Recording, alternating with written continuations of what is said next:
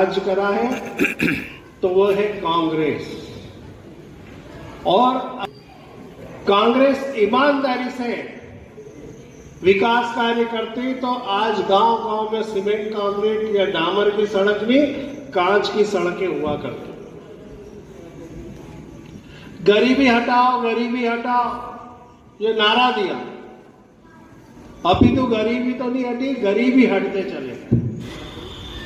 एक समय हुआ करता था कि हमारे यहां कोई आपदा आती थी, कोई विपत्ति आती थी, तो हम पश्चिम देशों की ओर याचक के निगाहों से उनको देखते थे कि वो हमारी क्या मदद करेंगे।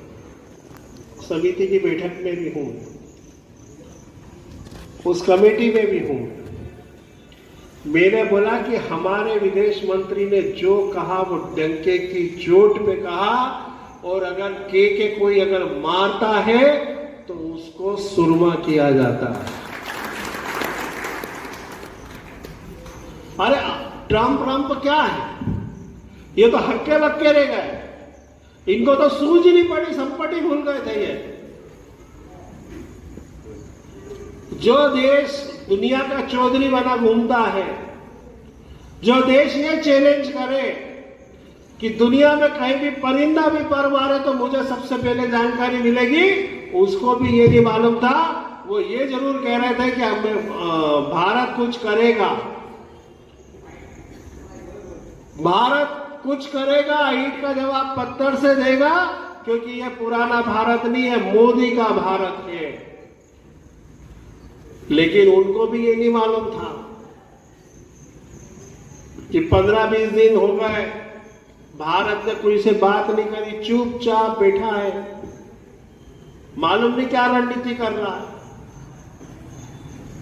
लेकिन जैसे ही भारत से मिसाइलें गई और नष्ट और नाबूद, दुनिया ने देखा कि आधी रात को पाकिस्तान थर्रा गया।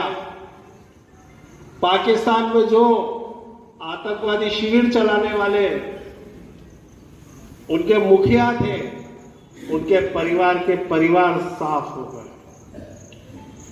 ऐसा कहते नहीं कि भगवान क्या देर है अंधेर नहीं, तुम अगर अच्छा करोगे तुम्हें अच्छा मिलेगा, अगर तुम किसी का बुरा करोगे तो भगवान भी तुम्हारे साथ बुरा करेगा। शहीद ने रोते हुए क्या कहा जब उसके परिवार की 14 लाशें वहां पड़ी थी? तो बोले अल्लाह ताला मुझे भी उठा लेता, ये दिन मुझे देखना थे। अरे भाई, तुम दूसरों के घर का चिराग बुझाओगे तो भगवान या ईश्वर तुमको छोड़ देगा? बुरा करोगे तो बुरा ही पाओगे।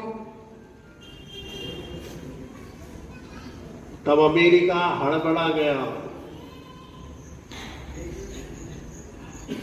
कि इतना सटीक हमला कि यहां से मिसाइल छोड़ी और सीधे वहीं गिरी, किसी भी जनता जनार्दन पाकिस्तान की किसी भी जनता को कोई नुकसान नहीं हुआ, कोई उनके सैनिकों का हुआ, सिर्फ हुआ ही तो सिर्फ जो आतंकवादी थे उन्हीं को सर्वनाश हुआ। एक बहुत बड़ा कारखाना भी लगने वाला है। आप चारों तरफ देखेंगे नेशनल हाईवे, मेट्रो, आप पूरे देश में जाइए। हम मेट्रो एक सपना देखते थे कि मेट्रो, हम जाते थे मुंबई में तो जब इलेक्ट्रिक रेल देखने के लिए खड़े हो जाते थे कि और इलेक्ट्रिक रेल इंजन। लेकिन आज वंदे भारत, बुलेट ट्रेन आने वाले समय में 160 की स्पीड में नहीं, 350, 400, 500 की स्पीड में यह ट्रेन चलने वाली है। आने वाले समय में मालवा, अगर हम उज्जैन को सेंटर बना के देखें, जैसे आप बॉम्बे मुंबई जाएंगे तो मुंबई सेंटर पे उतरते हैं तो उसको 300 किलोमीटर का रेडियस, चाहे कल्याण हो, दादर हो, अंधेरी हो, बांद्रा हो, महालक्ष्मी हो,